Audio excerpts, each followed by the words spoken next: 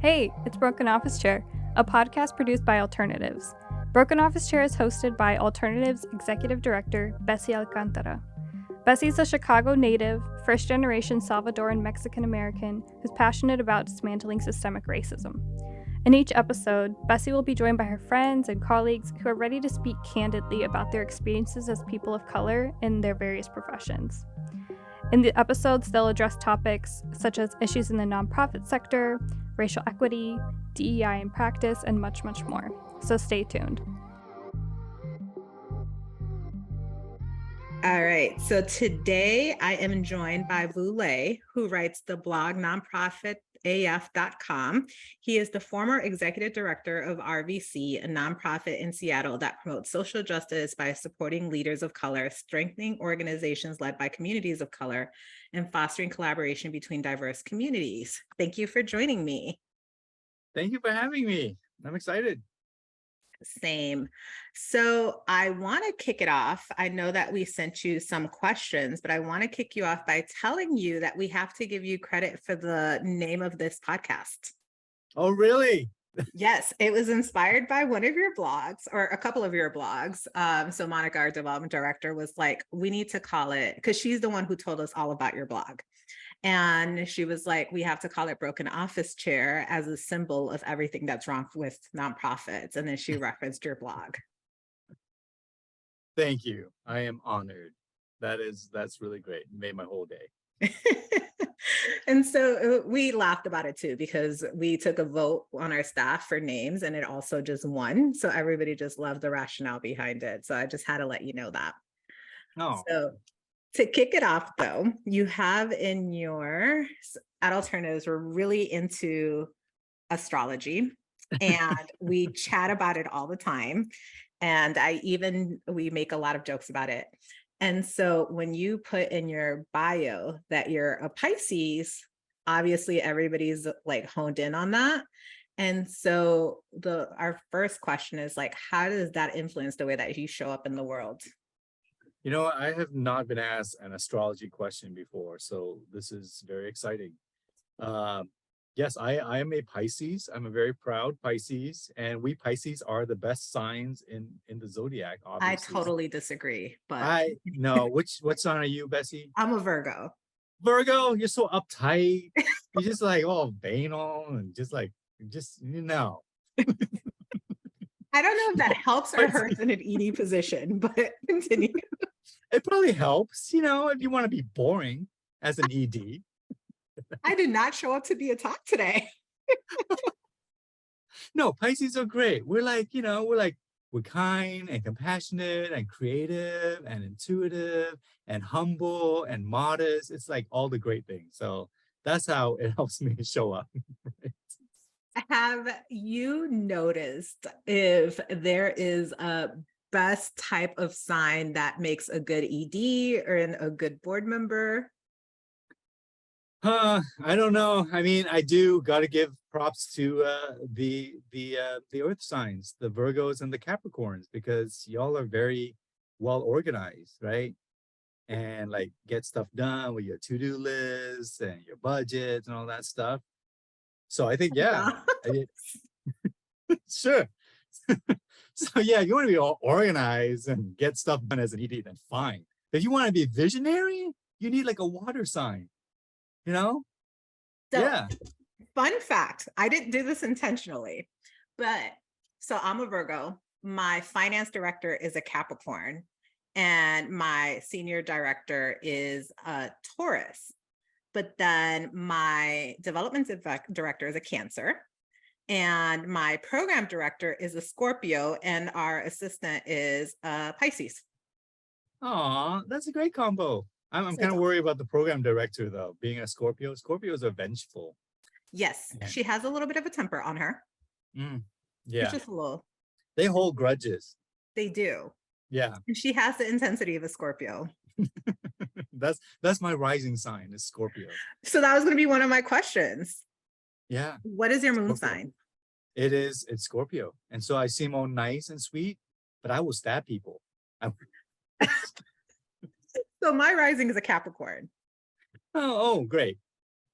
So I think it's helpful because it makes me So look boring. it makes me look competent. Yes, I'm sure you get lots of stuff done, Bessie, with your to-do lists and Hold on. systems. Big three, right? So we Uh-huh. have sun sign, rising, and your moon.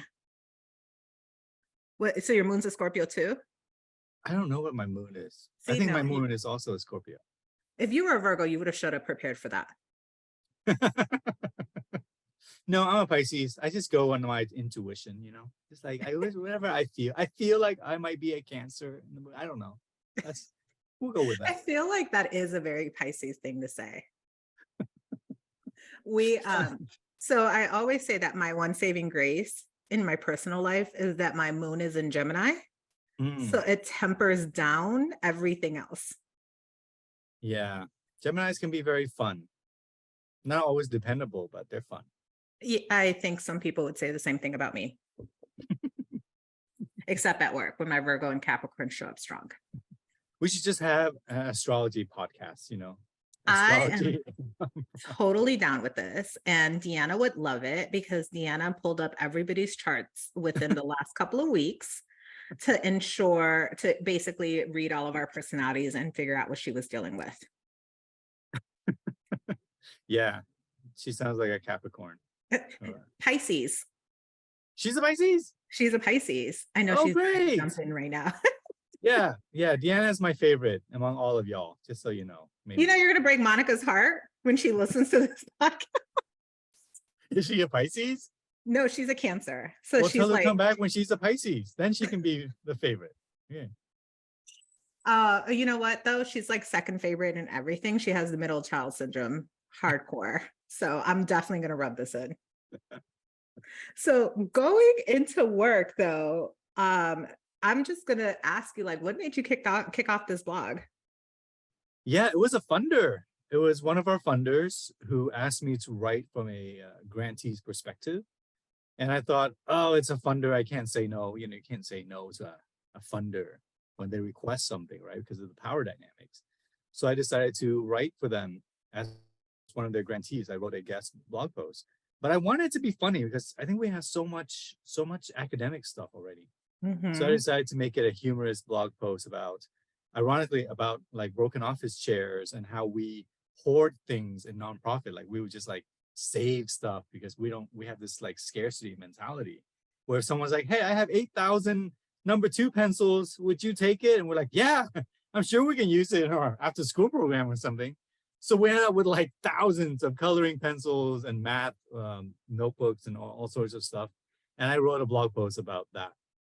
And after a while, it just kind of spun out, you know, and I started writing more and more blog posts that were funny.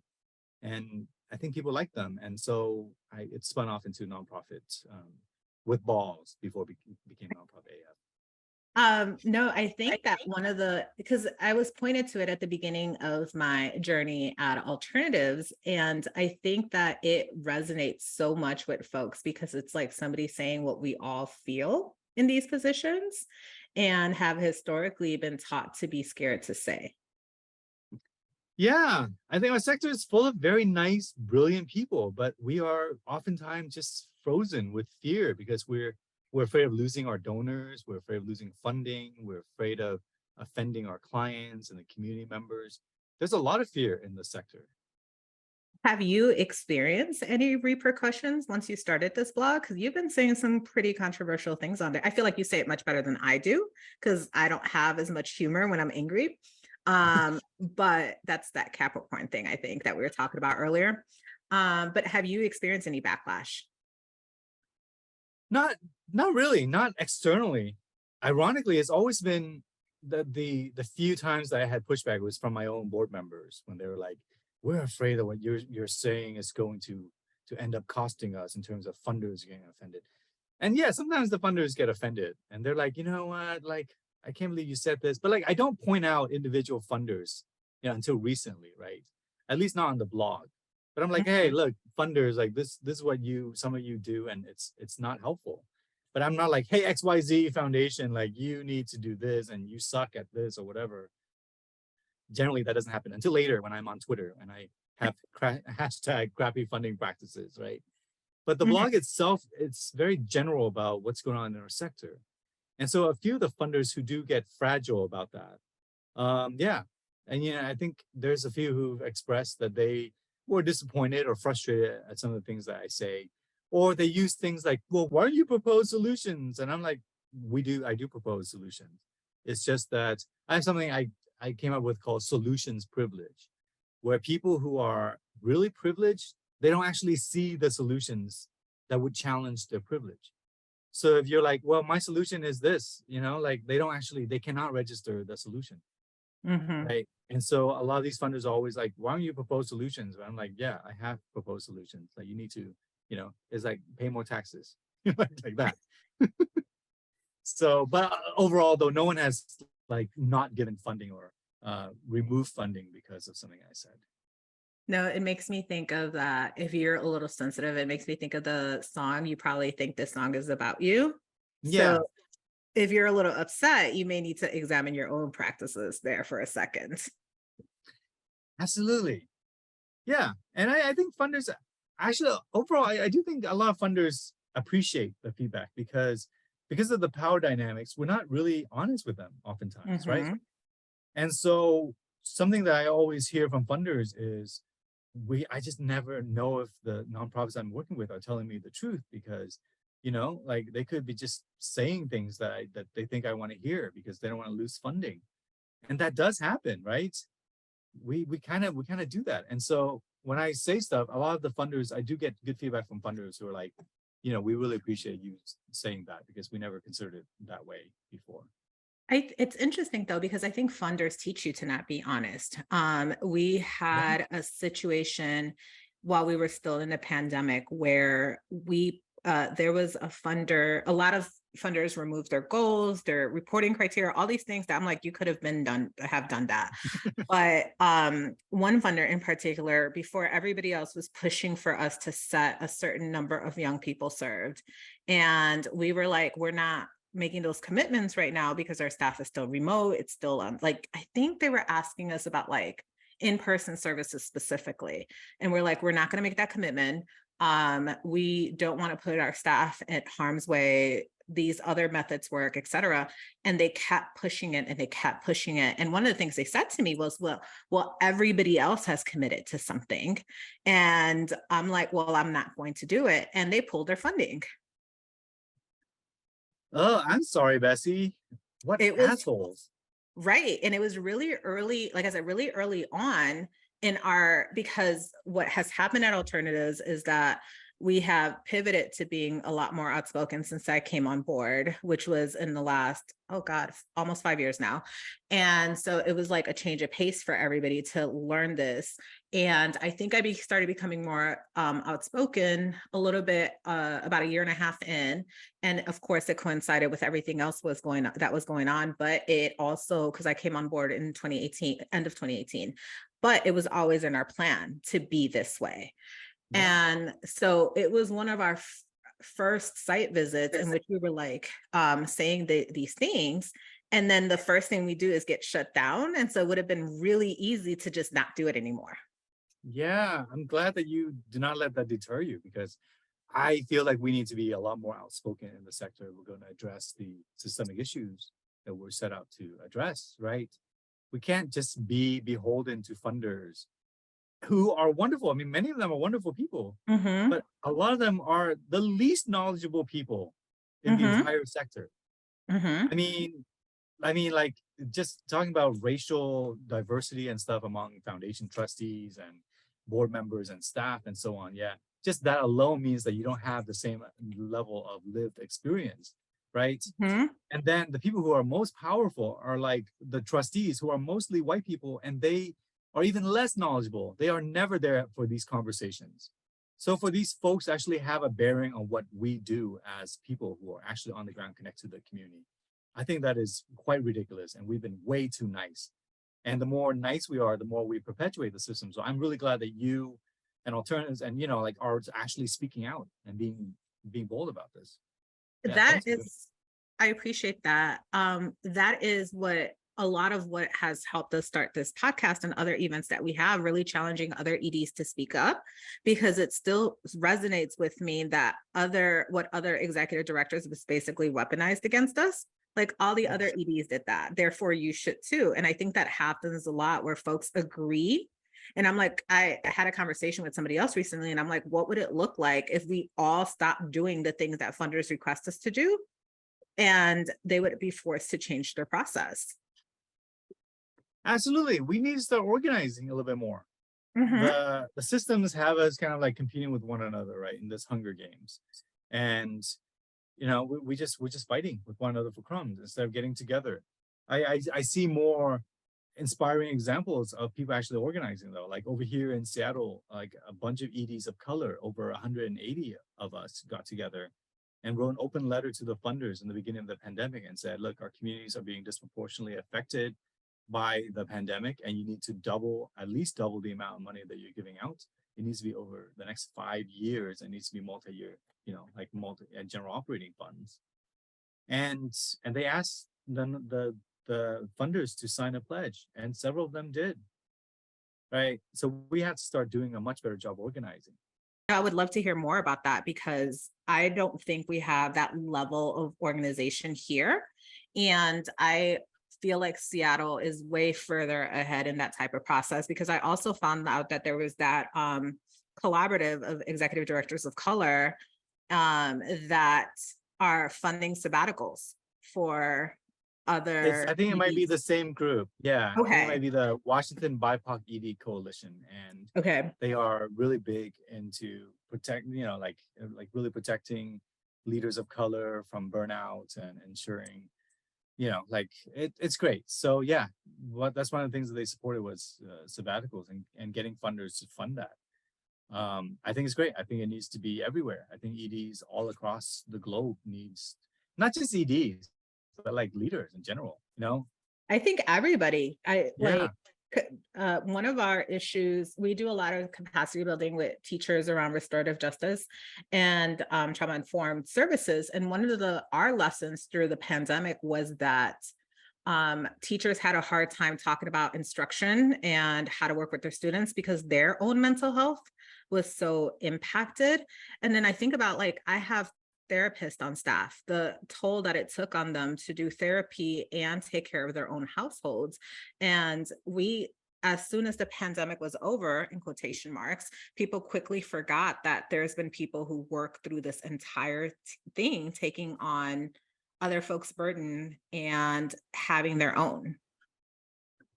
Yeah. I don't think that we've done a very good job just kind of reckoning with the long-term effects of everything we endured over the past several years during the pandemic, right?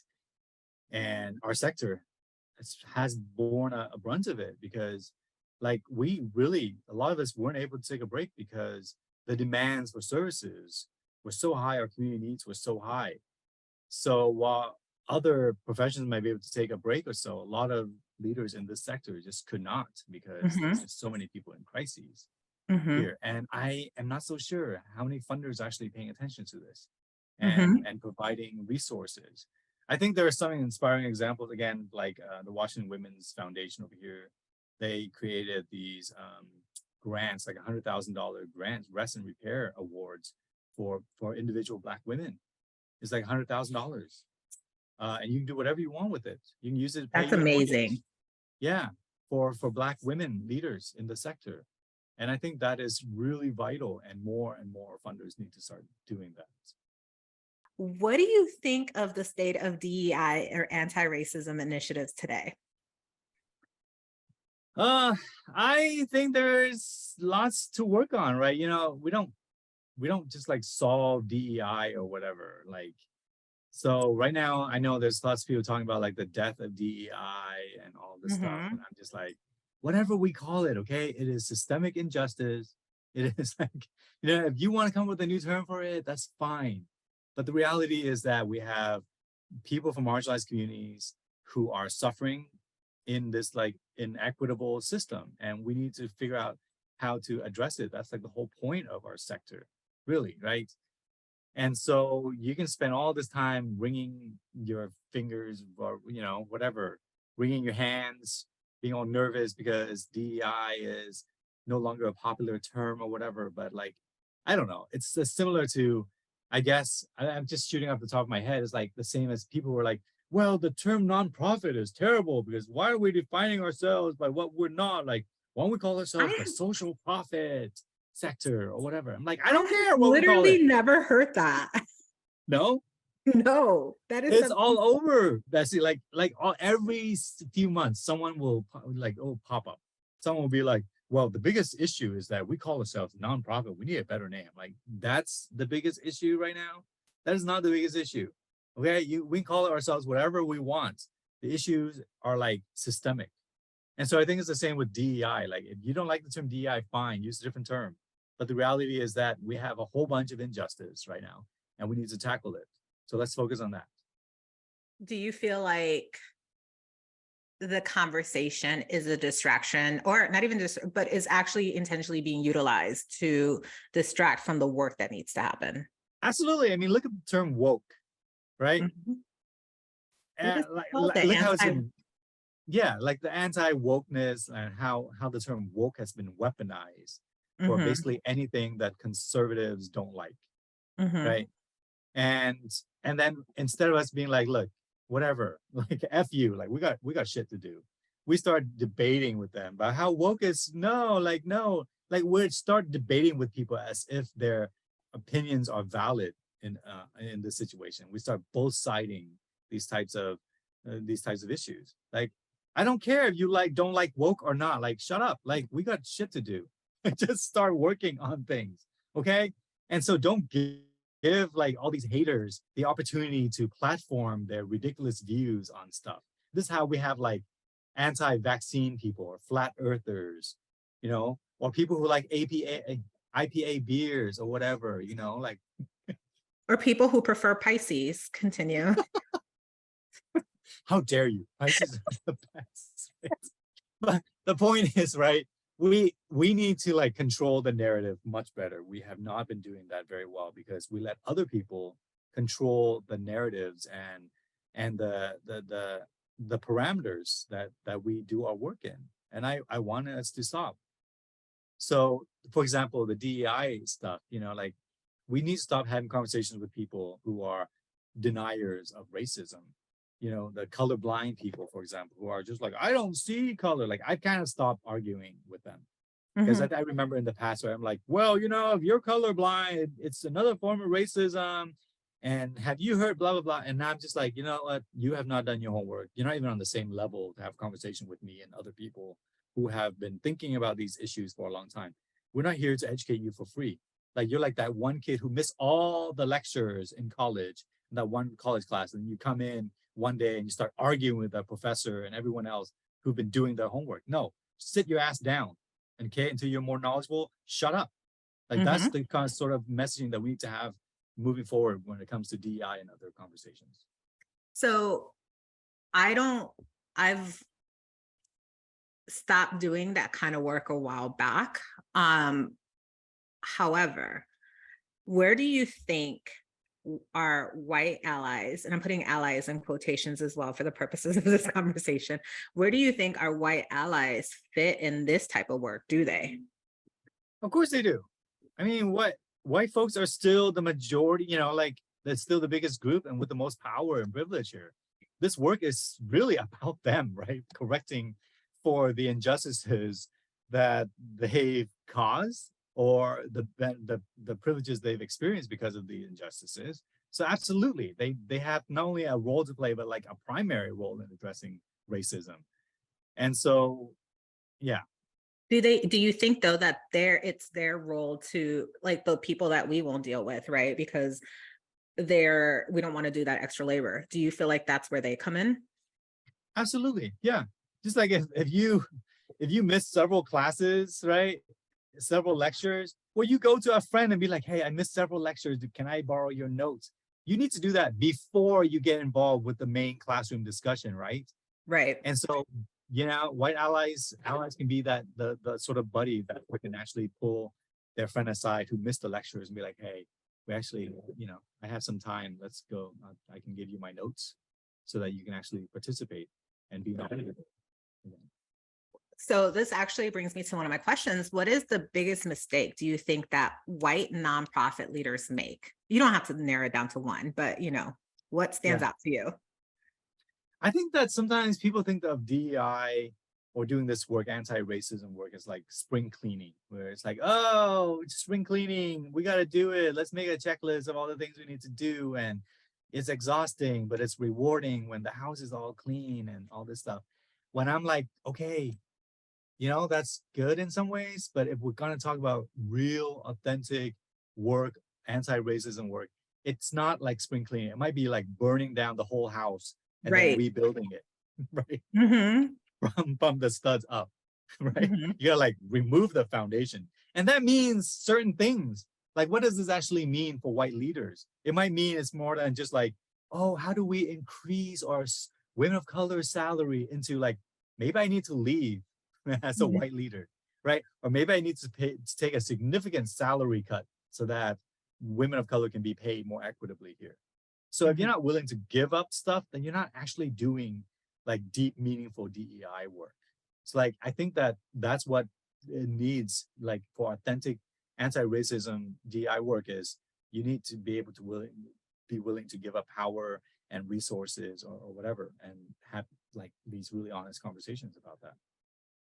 I think that one of the things I observed in this conversation around DEI and white allyship is that I've seen white leaders show up in mixed spaces ready to advocate for their populations and advocate for more resources for their population, and at the same time take up space from leaders of color, perpetuate harm and microaggressions in these mixed spaces, and not really, but monopolize resources. Because similar to your conversation about the classwork and missing all these classes, I don't like all this funding going into DEI work to do an assessment, to hire a consultant, to see what you're doing wrong. So I was like, so you get extra money because you've been fucking up this entire time. Meanwhile, I haven't been fucking up, so I don't have access to that pool of money. Yes, I call it the prodigal son effect of like DEI, right? That's a really good way to describe it. Yes. Right? It's like the people who've been doing DEI work, like leaders of color, who basically we exist in this DEI space because everything we do is DEI, is anti-racist, or, like theoretically, right? And then someone who just comes in and is like, oh yeah, we're doing this. And everyone's like, oh, you're amazing. Look at you. Because people love a good redemption story. They love a good sort of like comeback, like a comeback underdog type of story. And so, yeah, a lot of funding goes to lots of these organizations, and then leaders go on the side like, what? We've been doing this, like give us money. We need to we're past this now, like funnel work. This has come up a couple of times just in this conversation. Like, it boils down to people feeling good about supporting our work, right? And what feels good is the same things that perpetuate the issues within the nonprofit sector. Things like trauma porn. We need to see this redemption story in order to feel good. Like, what do you think that's about? I think some of it is the conditioning that we have been doing among donors and funders, right? Which is like, we condition them to feel like they need to be heroes, and we train ourselves. Like fundraisers have been trained.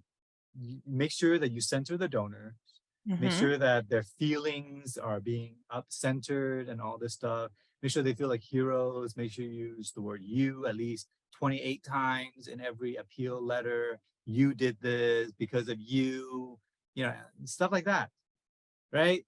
And that is just, it's just exhausting. And I think it creates these sorts of conditionings or thought processes where this is the sort of situation that we get ourselves into. Was there like a final straw for you in the philanthropy relationship that made you be like, that is definitely how I'm going to start speaking out? Yeah, I mean, like I said earlier, I was trying to be very nice and trying not to call out funders or people by name, right? I generally don't do that because I think it's systemic. But right in the beginning of the pandemic, some colleagues wrote to me saying that there are funders who are still requiring them to print out and hand deliver copies of their grant proposals in the middle of a pandemic. That's And yeah, it was awful. Like, because not only were these funders' tactics and shenanigans annoying, they were now jeopardizing people's lives. And I had this epiphany where I'm just like, no, like my own comfort in not calling people out, or my own like Piscean ability to empathize with like not embarrassing people, that has to be outweighed by people's literal lives being jeopardized by this assholism and that funders perpetuate.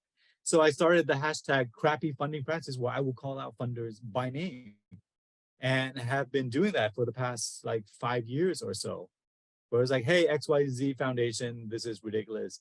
No one has time to do this, hashtag crappy funding practices.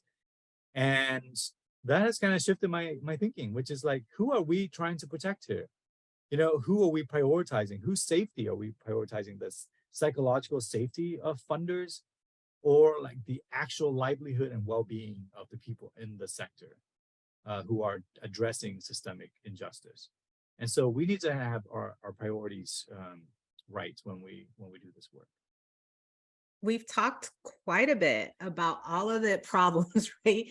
Have you seen anybody change something for the positive due to your blog? Well, I mean, I don't want to take credit. Right. I can't take all the credit, right? Because this is stuff that people have been saying for a long time. And I appreciate that, many people, many leaders have been saying these things over years and years, way before I even came along. But all that being said, there have been funders who are like, yeah, we've switched over to multi-year general operating funds. And sometimes they give me credit, and I appreciate that. But again, it's probably like lots and lots of leaders telling them this over years and years before I finally came along and they started listening. So when you think about the one magic wand question that you can change philanthropy overnight, what would it be? Well, to be honest, I would change progressive leaning philanthropy to be more like conservative leaning philanthropy. Okay. Now, by this, I mean that progressive and conservative funders act very differently. Conservative funders fund like 30 or 40 years at a time. They don't give a fuck whether you spend money on overhead or whatever, as long as you're effective in addressing many of these horrible things that they want to advance, right? They're like, oh, you love guns, we love guns. You hate immigrants, we also hate immigrants. So here's like $5 million for the next 40 years. Do whatever you want, as long as you advance these agenda items that we agree on, And progressives are like, well, yeah, we like what you're doing, but can you do a logic model? And is this scalable? And we'll give you 4 cents and for 1 year. And maybe if you're successful, but you need to report to us. And yeah, like we don't want any of this money to be spent on staffing. Yeah, and it's only for 1 year. So you have to come back and renew. And we're going to have to, you wait 12 months for while we make a decision. And that is where progressive funders are. And then we wonder why the conservative movements have been running circles around progressive policies and actions, So that's what I would say is like, we need progressive leaning funders to be to operate a lot more like conservative funders, but with different value sets, with progressive values. That's what I would probably say. Yeah. I talk about this quite a bit because that's exactly what's wrong with our politics today. Republicans stick together and support one another no matter what. And then we have Democrats that are now sectoring off, and because, so-and-so is not progressive enough and you're too moderate, and now we can't unite. First of all, there's an issue with a two-party system to begin with, but if we're going to go with a two-party system, right, like we are not able to come together enough and are so quick to cancel somebody out. Yeah, we do. There's a lot of challenges. I do think there's some really good stuff going on in the sector and in the progressive spaces. There has been a lot of progress that's being made. As much as I complain about the Democrats, I mean, like they have been doing some amazing stuff as well.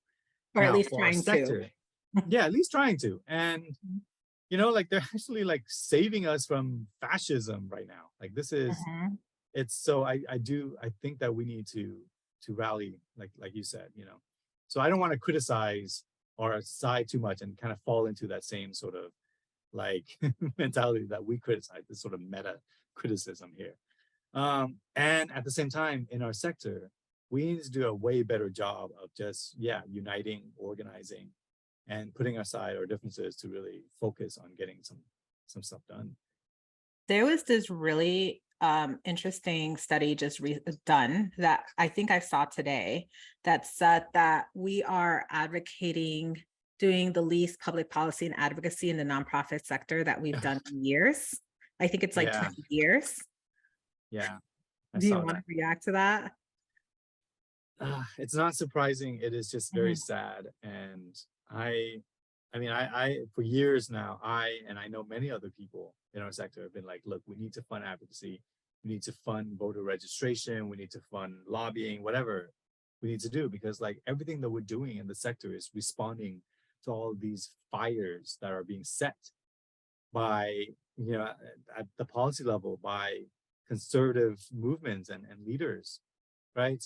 And like that's what we've been doing, and we just can't keep doing that anymore. We need to Mhm. stop people from setting fires, and that means that we need to start working on these levers of power, like electing more progressive women of color into office, for example, and changing the tax code so that rich people are paying their fair share of taxes, and like protecting voting rights. Hundreds of bills have been passed to restrict voting rights across the United States.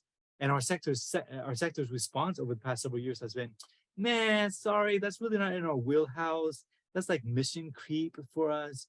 And I've always been on this sort of like, no, everyone in our sector needs to work on protecting voting rights. Like that is not mission creep. It is not mission creep to work on voting rights. Every single nonprofit needs to be, you know, working on voting rights.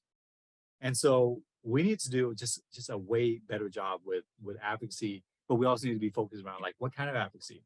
I would love all this if like the entire sector is like, we need to protect abortion rights, you know, like we need to like go in on these 5 key areas: abortion rights, voting rights, things like that, and like do a good job at that and stop being apologetic about it. Again, yeah, I'm just getting tired of us constantly being like having to justify doing these things. Like, oh, you're doing advocacy. Yeah. So what? We are doing advocacy. Why the fuck do you think that we're in this line of work? We're trying to address systemic injustice. You think that we can just address systemic injustice, but like not actually address the root causes of it? How does that even work? What would be the thing that you want folks listening to this to like take away, like your call to action for folks? My call for action is for people to just be a lot angrier and less nice about it, right? Our sector has been trained to be nice. We attract nice people. And I think that our sector has become this like one giant white moderate that Dr. King warned us about, you know? In his letter from a Birmingham jail, he was like, the biggest threat to justice are not the people like burning crosses and wearing hoods and stuff. It's like the nice people standing on the side saying, well, can we wait a little bit? Can we be a little bit more civil while we do this? Can we all get along? And, you know, like stuff like that. And I'm like, that's our entire sector, just being very apologetic. And I want us to get out of that space because things are serious. Like the rise of fascism needs to concern all of us in this sector. But we are not. We're just like, no, that's just not what we do. We work with low-income kids. That's all we do. Yes, you do work with low-income kids, but they're being threatened everywhere by the rise in fascism and the rise in like horrible people winning office and setting aside horrific policies everywhere. You need to care about that. We all need to care about it. All right. On that note, it feels kind of weird to ask now, like, where can people find you online? I'm like, kind of don't know how to flip it to something. So where can people find you online? Well, nonprofitaf.com is my sort of main place. I'm also on Instagram. I haven't posted in a while, but yeah, Instagram at nonprofitaf, and on Twitter, or now as it's called, X, God. at nonprofit as well. See, like that's an example of like, you know, this rise in fascism and horrific right-wing ideologies is the change in Twitter. It's become a cesspool of just like horrific things Mhm. and bigotry and racism and everything. And we're just like, okay, I guess that's it then. Are we? I'm like checking. Are we on Twitter? No. We're not on Twitter. You know, We don't know. yeah, I might get off Twitter. I think it's just become too much. It's really sad because Twitter is like one of the best places to get news and everything. So That's what one of my directors used to say, but yeah. it's interesting. Well, thank you so much for being here with us today. I really enjoyed it, even though you're a Pisces. Thank you, Bessie. I'm sorry I was just ranting, but I do think that there's some really good things about our sector too. Like, don't get me wrong, you know, I love our sector. And I criticize it a lot because I really love it. I really do think that we have the potential to do some incredible work. And we have done things. There's been so many things, like basically every single rights or like justice movements and stuff has involved the nonprofit sector in some way. And so we should be very proud of what we have accomplished over the past several decades. And I don't want us to be held back because of our fear of donors or funders or whatever. And I want to stop apologizing and just own how awesome we are and just start getting shit done. I think we can actually leave it on that note. If you're enjoying this episode, we have a few upcoming events that will be perfect for you. Join Alternatives and Broken Office Chair on October 5th at Chicago United for Equity for our second Cocktails and Complicity event. Guest speakers Ayoka Samuels and Leslie Honore from Broken Office Chair Season 1 will join Bessie in discussing the complex dynamics that perpetuate inequality in the nonprofit sector, such as being a woman of color in nonprofit leadership, the nonprofit industrial complex, the intersection of capitalism and philanthropy, and much more. Come enjoy a cocktail, network with nonprofit friends, and engage in these much-needed conversations. The link to RSVP will be in the show's notes. Have you been personally impacted by a toxic nonprofit? Do you have a nonprofit horror story you're dying to share? Then join us for Nightmare Before Christmas, an in-person open mic night where nonprofit friends can gather and share horror stories about navigating the nonprofit industrial complex. Come prepared with your favorite story, poem, or song about the terrors of funder site visits, annual appeals, audits, and more. We invite you to share a drink with colleagues and revel in the joys of nonprofit life. The link to RSVP will also be in the show's notes. To keep up with everything going on at Alternatives or to donate, you can visit us at our website, alternativesyouth.org. You can also follow us at Alternatives Inc. on Instagram or at Alternatives Youth on Facebook. If you want to keep up with Bessie, you can follow her on Instagram and TikTok at Bessie_Alcantara. Broken Office Chair is hosted by Alternatives Executive Director Bessie Alcantara. It's produced, researched, and edited by Catherine Best and Deanna Phillips. Thanks for listening.